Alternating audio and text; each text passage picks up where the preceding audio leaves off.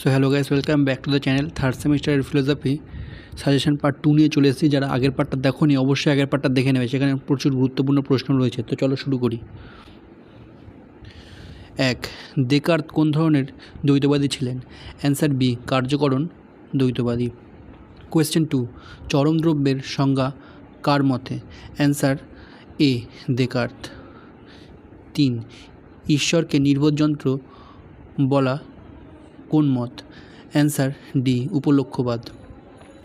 4. অহং ব্রহ্মস্মি মহাকাব্যটি কোন উপনিষদের? Answer C, Brihadaranyaka. 5. শঙ্করের মতে জগৎ কীরূপ? অ্যান্সার বি, মিথ্যা। 6. চেতনাপূর্ণ মনাডকে কি বলা হয়? অ্যান্সার বি, মন। 7. বিস্তৃতি কোন গুণ? অ্যান্সার এ, দেহের। 8. শারীরিক ভাষ্য গ্রন্থটি কার রচনা? অ্যান্সার এ, শঙ্কর। 9. আচার্য গোবিন্দের গুরুকে? Answer C, Gaudapada. 10. তত্ত্বমসি মহাকাব্যটি কোন উপনিষদের? অ্যান্সার এ, ছান্দোগ্য। 11. আয়মাত্মা ব্রহ্ম মহাকাব্যটি কোন উপনিষদের? অ্যান্সার এ, মান্ডুক্য। 12. আচার্য রামানুজের মতবাদ কী নামে পরিচিত? অ্যান্সার সি, বিশিষ্ট দ্বৈতবাদ। 13. শ্রীভাষ্য গ্রন্থটি কার রচনা? Answer B, Ramanuja. কোয়েশ্চেন 14. বেদের ভাষা কি? অ্যান্সার বি, সংস্কৃত। 15. মান্ডুক আক্ষরিকা গ্রন্থটি কার রচনা? Answer C, Gaudapada. কোয়েশ্চেন 16. আচার্য শঙ্করের গুরুকে? Answer C, Govindapada. 17. সহজাত জীবন্ত ভাব কী ধরনের পদার্থ? অ্যান্সার বি, দেহের। 18. প্রাক প্রতিষ্ঠিত সংগঠিতবাদ কার মতবাদ? Answer C, Leibniz. 19. উদ্ভবতত্ত্ব মতে মন সৃষ্টি হয়?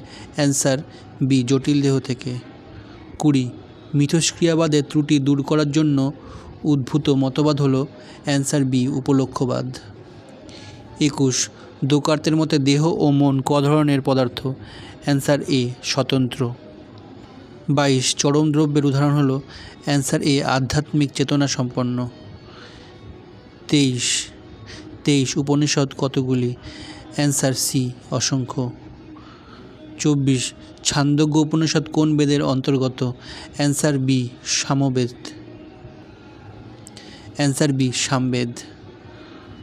25. আচার্য শঙ্কর কোন যুগে জন্মগ্রহণ করেছিলেন? অ্যান্সার এ, খ্রিস্টীয় 8ম শতকে। 26. ঋগ্বেদের দেবতাদের মধ্যে প্রধান কে? অ্যান্সার বি, অগ্নি। 27. শারীরিক ভাষ্য গ্রন্থটি কোন দর্শনের ওপরে লেখা? Answer C, Vedanta. 28. ঈশোপনিষদ কোন বেদের অন্তর্গত? Answer B, Yajurveda. 29. ব্রহ্মসূত্র কয়টি? Answer B, 555টি। 30. তত্ত্বমসি বাক্যের অর্থ কী? অ্যান্সার সি, তুমি ব্রহ্ম। 31. রামানুজাচার্যের জন্মস্থান কোথায়? Answer B, Sriperumbudur. 32. তুরীয় কি? অ্যান্সার ডি, চতুর্থ অবস্থা। 33. আচার্য শঙ্করের প্রধান শিষ্যদের একজন কে? Answer B, Padmapada. 34. বেদের শেষাংশকে কেন বেদান্ত বলা হয়? অ্যান্সার হলো কারণ তা অন্তিম অংশ। 35. শ্বেতসত্তর উপনিষদ কোন বেদের অন্তর্গত? অ্যান্সার এ, যজুর্বেদ। 36. মণ্ডূকোপনিষদ কোন বেদের অন্তর্গত? অ্যান্সার এ, অথর্ববেদ।